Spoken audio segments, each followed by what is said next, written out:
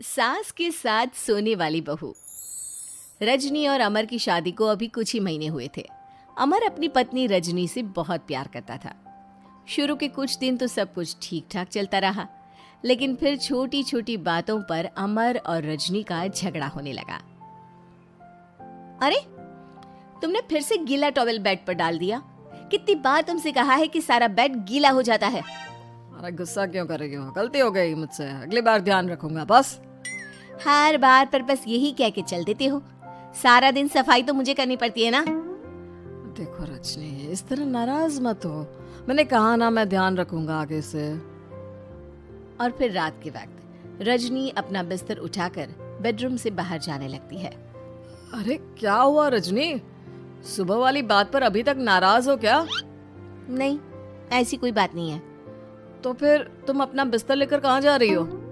मैं मम्मी जी के कमरे में सोने जा रही हूँ। मम्मी जी अकेली है ना। अरे कैसी बात करती हो रजनी? शादी के बाद लड़कियां अपने पति के पास अपने बेडरूम में सोती हैं। सास के पास कौन सोता है? मैंने कहा ना, मेरा मन कर रहा है इसलिए मैं मम्मी जी के पास सोने जा रही हूँ। अरे रजनी, मेरी बात तो सुनो यार। मेरा भी तो मन करता है ना तुमसे प्यार करने का, तुम्हारे साथ रहने का। ऑफिस से थका हारा आया हूँ और तुम मम्मी जी के पास सोने जा रही हो। देखो, मुझे आज अपनी सास के पास सोने का मन है और मैं जा रही हूँ। इतना कहकर रजनी अपनी सास के साथ सोने के लिए उनके कमरे में चली जाती है। रजनी बेटा, तुम यहाँ? मम्मी जी, क्या मैं आपके पास सो सकती हूँ? हाँ हाँ बेटा, क्यों नहीं क्यों नहीं, बिल्कुल सो सकती हो। लेकिन सब ठीक तो है ना? अमर के साथ झगड़ा हुआ है क्या?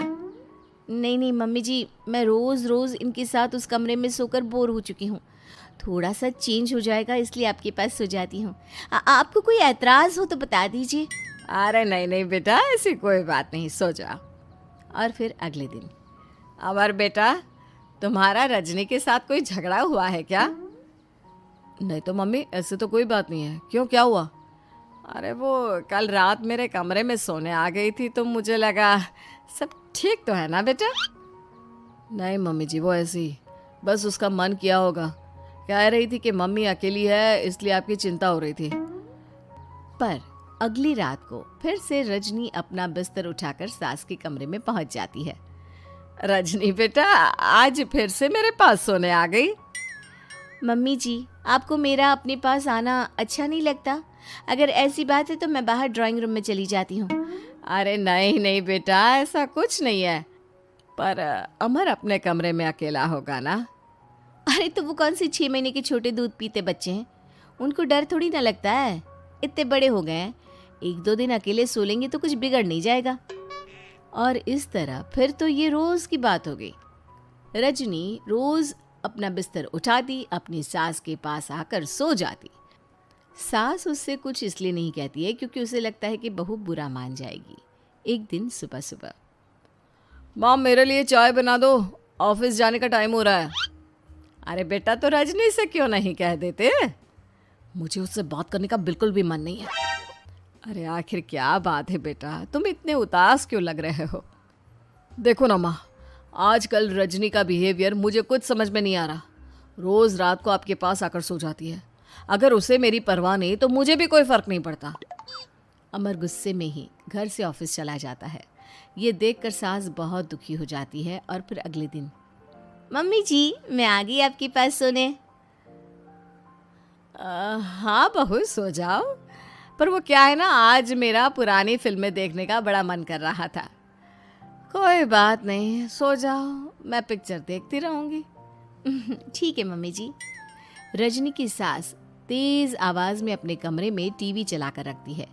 इसकी वजह से रजनी को नींद नहीं आती, लेकिन वो पूरी रात करवट बदल बदल कर सोने की कोशिश करती रहती है।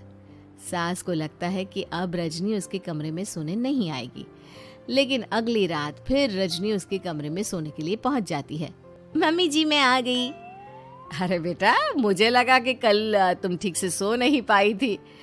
जाओ अपने कमरे में आराम से सो जाओ ना बेटा। अरे नहीं मम्मी जी, कोई प्रॉब्लम नहीं है। इतना कहकर रजनी फिर से अपनी सास के कमरे में सो जाती है। आधे घंटे बाद, बेटा जरा मेरे पैरों पर तेल तो लगा दे। ठीक है मम्मी जी। रजनी अपनी सास के पैरों पर तेल लगाकर जैसे ही सोने लगती है, आधे घंटे बाद फिर से। बहू, मेरे सर में बहुत दर्द हो रहा है, जरा मेरा सर तो दबा दे।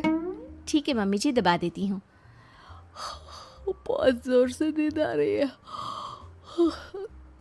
अपनी सास का सर दबाकर रजनी फिर से सोने की कोशिश करती है, पर आधे घंटे बाद फिर से। अरे बहू, बड़ी जोर से प्यास लगी है बेटा, जरा किचन से पानी तो लेकर आ। अरे मम्मी जी, जैसे ही नींद आने लगती है कुछ मांग लेती है। रजनी चुपचाप जाकर किचन से पानी लेकर आती है। इस तरह रजनी की सास पूरी रात हर आधे आधे घंटे पर उसे किसी न किसी बहाने से जगाती रहती है। रजनी परेशान हो जाती है। सास को लगता है कि इस बार वो उसके कमरे में सोने के लिए बिल्कुल नहीं आएगी, लेकिन अगली रात फिर से रजनी वहाँ पहुँच जाती है। मम्मी जी, आज मैंने आपकी दवाई, पानी सब कुछ लाकर रख दिया है। अब आप प्लीज़ चुपचाप सो जाइएगा और मुझे भी सोने दीजिएगा। देखिए, 2 रातों से ना मैं सो ही नहीं पाई हूँ। अच्छा ठीक है बेटा, सो जा। थोड़ी देर के बाद रजनी की सास बहुत ज़ोर ज़ोर से खर्राटे लेना शुरू करती है। खर्राटे इतने तेज़ होते हैं कि रजनी के कानों में दर्द होने लगता है। हे भगवान, मम्मी जी को क्या हो गया है? क्या करूँ, कहाँ जाऊँ मैं? परेशान होकर रजनी वापस अपने कमरे में जाती है। रजनी, आज तो बहुत दिनों के बाद अपने बेडरूम में सोने आई हो। आ जाओ। वैसे भी तुम्हारे बिना मेरा मन नहीं लगता। क्या करती, तुम्हारी मम्मी के खर्राटों ने तो मेरी नींद उड़ा कर रखी है। अब मुझे यहीं पर सोना पड़ेगा। अगली सुबह। अरे रजनी बेटा, रात को कहाँ चली गई थी? मैं तुम्हें कितना ढूंढ रही थी, मैं तो डर ही गई थी। मेरी बहू न जाने कहाँ चली गई। कहाँ जाती मम्मी जी, अपने कमरे में गई थी। और आजकल ना आप मुझे जानबूझकर बहुत परेशान करती हैं। अगर मुझसे कोई गलती हो गई हो तो सीधे सीधे क्यों नहीं कह रही हैं? 3 रात हो गई है, मुझे ठीक से नींद भी नहीं आती। रजनी, ऐसे क्यों बात कर रही हो? मम्मी ने क्या कर दिया? आप अपनी मम्मी से क्यों नहीं पूछते? मैं बहू हूँ तो क्या इसका मतलब ये है कि दिन भर काम करो और रात में भी चैन से ना सो? रजनी बेटा, बड़ी नादान हो। इसीलिए तो जानबूझकर मैं ये सब कर रही थी, ताकि तुम अपने पति के पास जाकर अपने बेडरूम में सो जाओ। शादी को सिर्फ 6 महीने हुए हैं और तुमने मेरे कमरे में आकर सोना शुरू कर दिया। यह तुम्हारी शादीशुदा जिंदगी के लिए अच्छी बात थोड़ी ना है बेटा। मम्मी, तो क्या आपने जानबूझकर ये सब किया था रजनी को समझाने के लिए? अरे तो और क्या करती? दुनिया की पहली बहू है ये, जो पति को छोड़कर सास के साथ सोने चली थी। इसीलिए मुझे इसके लिए थोड़ा बुरा बनना पड़ा।